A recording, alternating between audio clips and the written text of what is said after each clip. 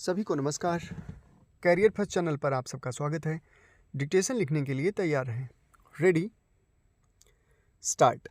महोदय, वह उस भारतवर्ष से कहीं अधिक बड़ा है जो कभी किसी भी ऐतिहासिक काल में या उसके पहले किसी एक छत्र शासन के अधीन रहा हो।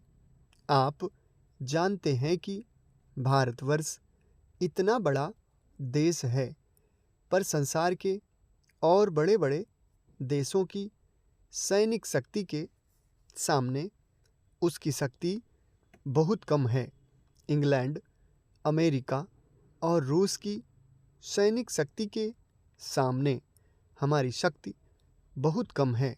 ऐसी स्थिति में हमारे सामने प्रश्न यह है कि क्या हम किसी के सामने झुक जाएं, किसी के साथ मिल जाएं या अपने को तटस्थ रखें और स्वतंत्र रखें।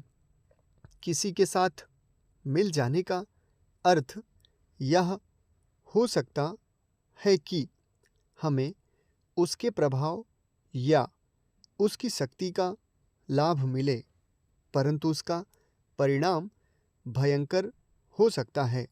यदि उन पर कभी संकट आया तो हम पर भी आएगा। यदि हम अलग रहते हैं तो हम अपने पैरों पर खड़े होकर अपनी शक्ति से बहुत कुछ कर सकते हैं। हमारे प्रधानमंत्री ने इसी नीति को अपनाया है और यद्यपि आरंभ में हमारे अपने देश में ही बहुत से लोगों ने इसको नहीं समझा था, पसंद नहीं किया, परंतु आज हम देख रहे हैं कि उसका परिणाम क्या हो रहा है। हमारे प्रधानमंत्री ने इस बात की घोषणा कर दी कि हम किसी भी दूसरे देश के साथ गठबंधन नहीं चाहते और हम स्वतंत्र रहकर अपना कामकाज चलाएंगे।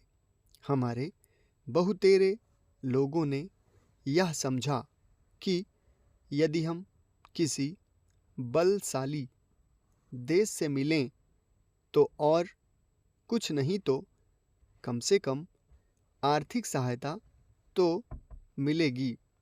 जो देश यह चाहते थे कि हम उनके साथ मिलें, उन्होंने तो बुरा माना ही।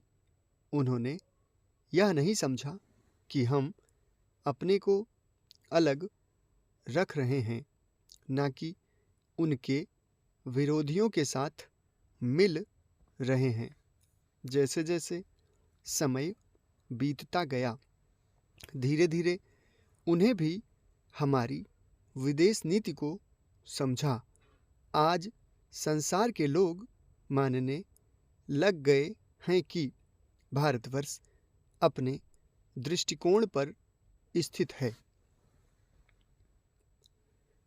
इतना ही नहीं, बल्कि एक नए देश को जिसे स्वतंत्र हुए अभी 55 वर्ष ही हुए हैं, जो स्थान मिल सकता है उससे कहीं ऊंचा स्थान हमको मिल गया है और हमारा उत्तरदायित्व भी बढ़ गया है। मैं मानता हूँ कि इसी प्रकार यदि हम महात्मा गांधी के दूसरे सिद्धांतों को भी अपनाएं और उसके अनुसार आचरण करें तो इसका संसार पर बहुत प्रभाव पड़ेगा। समाप्त। धन्यवाद।